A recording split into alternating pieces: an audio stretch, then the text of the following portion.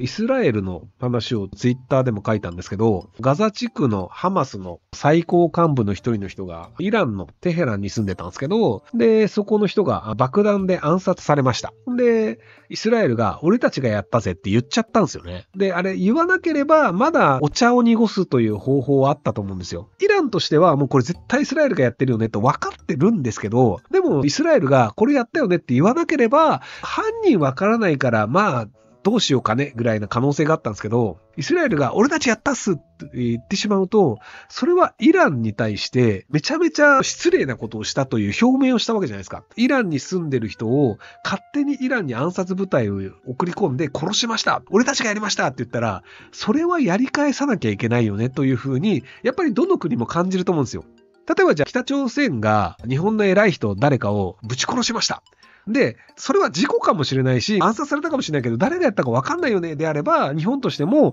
ここは無理して北朝鮮を攻めるわけにもいかないから、穏便にしようってなるかもしれないですけど、例えばじゃあ自民党の石破さんが殺されたとして、北朝鮮が石破さんを殺したの俺たちっすって言ったら、それはやっぱりやり返すか、戦争行為をしなきゃいけないよね、っ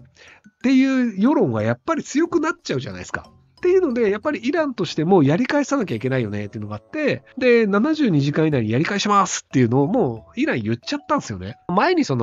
イスラエルと揉めた時は、イランはどこを攻撃します。いつ攻撃しますっていうのを明確に言ったんですよ。メンツとしてやり返さなければいけないからやり返すけど、攻撃する場所はここですよ。軍事基地のここですよ。っていうのをちゃんと明確に言って、いつ攻撃しますよって言って、なのでもう皆さん避難してくださいっていうのを暗に言ってるんですよ、イランの人は。軍事基地と空港を攻撃するので、夜中の12時に攻撃しますって言ってると、じゃあ12時の時にそこから逃げてれば、住民だったら家帰ってれば安全だよねっていうのがあって、でもミサイル撃ちます。はい、ドーン、空港壊れました。これはイランとしてもちゃんとやり返すをやりました。でも本当にイスラエルと揉めたいわけではないので、人が死なないようにちゃんと避難できる時間も与えるっていう形で、お互いにこうやり返してイーブンだよねっていうところで落ち着くっていうのがあったんですけど、今回のイランってどこ攻撃するとかも言ってないんですよ。で、72時間以内と言ってるんですけど、それが言ってたのかわかんないですけど、っていうところで結構本気でやり返すんじゃないかなっていうところが割と言われてはいたんですよ。第二次大戦を日本が原爆を投下されるまで続けた理由って、同調圧力が星がせません勝つまではなどの風習があったと思いますが、知人曰くイギリスのチャーチルなどの戦争イコール政治の材料ではなく、負けるイコール日本人と一緒の存亡がかかっているからという説を出して、自分も源平合戦など負けたら根絶やしという例もあるので一理あると思います。この説について意見を聞きたいです。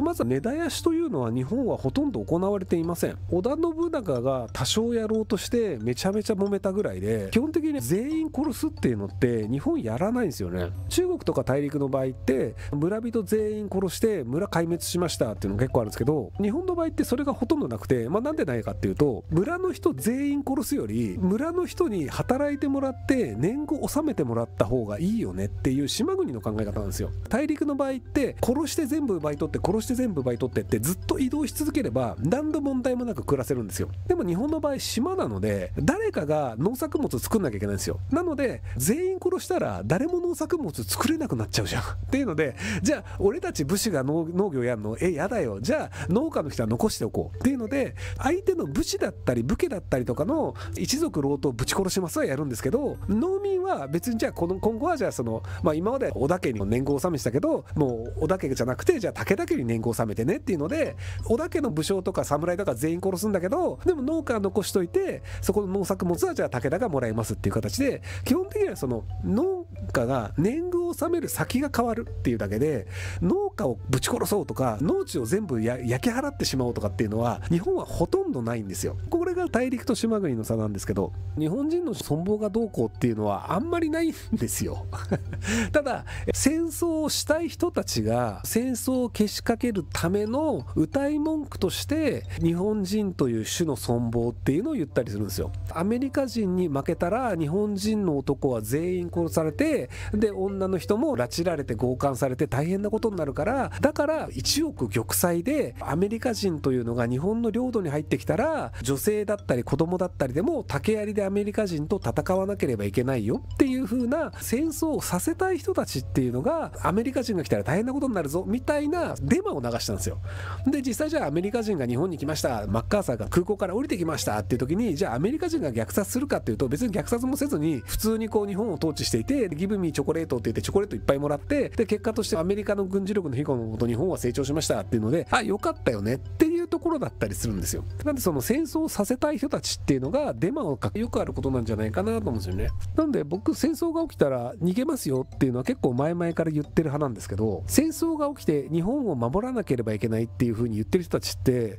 金持ちと政治家なんですよ。どっかの国の外国が攻めてきましたっていう時に、政治家は捕まるか殺されるか無職になりますよね。で金持ちの工場とか会社とかっていうのは接収されるんですよ。日本の財閥とかもアメリカ軍が来て、三菱財閥はもう買いたいなとか、三菱財閥のこの工場を俺たちが取るわっていう形で、財産だったり工場の生産力だったりとかは攻めてきた国に取られてしまいますと。で政治家というのは、戦争しようぜって言ったやつ誰なの、戦争しようって言ったやつはじゃあ殺そう、戦争責任で、政治家も別にじゃあこれからじゃあアメリカが統治するから日本の政治家いらないよねみたいな形で、政治家というのはクビになったり刑務所にやったりします。なので外国が攻めてきて困る人たちって基本金持ちとか政治家なんですよ。で金持ちとか政治家っていうのは自分たちが困るから、日本が攻められた負けたら日本は大変なことになるぞ、日本人全員殺されるぞ、だからみんなで1億玉砕してでも戦って勝とうみたいなことを言い出すんですよっていうのがあるので、基本的には政治家とか金持ちの人たちが自分たちの利権を温存するために、一般市民の人たちが死んででも戦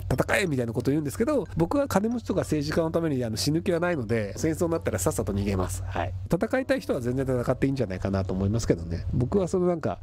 自民党の政治家のために死ぬとかマジありえねえと思ってるんで、死ぬ気は全くないですね。はい。私は不妊治療を5年して今年5月に女の子を出産した25歳の母です。ですが台湾有事や第3次世界大戦を不安に思いや産んだことに申し訳なさを感じています。娘が大人になれるか不安です。海外に移住しようも情報を見ると会社員で年収も多くなく、また不妊治療で貯金が300万しかありません。英語も不十分です。日々戦争や有事に怯え借金も取れません。娘が他人の手でひどい目に遭うなら戦争が始まる前に娘と一緒に死のうかと思います。どうしたらいいでしょうか。全然大丈夫です。まずあなたは貧乏人なので戦争になったとしても殺されることがありません。戦争になった時に殺されるのは男性と金持ちと政治家です。で、それ以外の人は単純に占領された領地で財を作るための労働力として利用されます。例えばじゃあアメリカが日本を戦争で占領しました。で、その時に政治家とかは逮捕されたりとか刑務所に置かれたりとか死刑になるんですよ。戦争しようって言った軍人とかね。で、財閥とかを運営していた金持ちもなぜか連行されて殺されたりとかなんですよ。ただ、従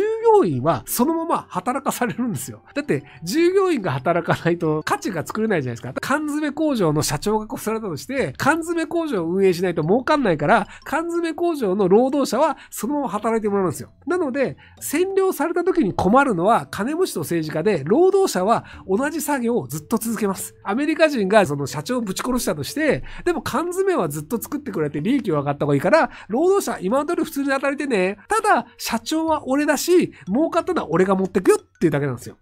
なので、労働者とか貧乏人は何にも心配する必要ないんですよね。これが僕多分だからよくある間違いだと思うんですけど、日本が戦争になったら困るよねっていう風に割と日本の政治家も言うんですよ。中国から攻められたら怖いでしょうとか、北朝鮮からミサイルが落ちたら怖いでしょうとかで困るのって本当金持ちと政治家だけなんですよ。庶民とか貧乏人って何も変わんないんですよね。だけど庶民とか貧乏人に限って戦争が起きたら怖いよねみたいなのって、あれ金持ちと政治家に騙されてるだけだと思うんですよね。で、実際本当に金持ちはさっさと逃げます。金でチャーターして船で他の国行ったりとか、僕みたいに前もって別の国に拠点を作るみたいな。なので本当に戦争になって困るのって政治家ぐらいなんですよ。政治家が自分の利権と自分の幸せと自分の命を守るために戦争になると困るよね。そのためにお前ら兵隊となって戦みたいなことを言うんですよ。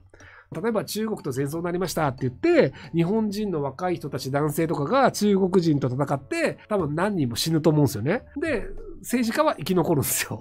だからなんかそんなに政治家のために死にたいって思うので、僕は戦争反対とは言わないんですけど、戦争になったとしても兵隊になる気は全くありません。だって日本の政治家のために死ぬの嫌だもん。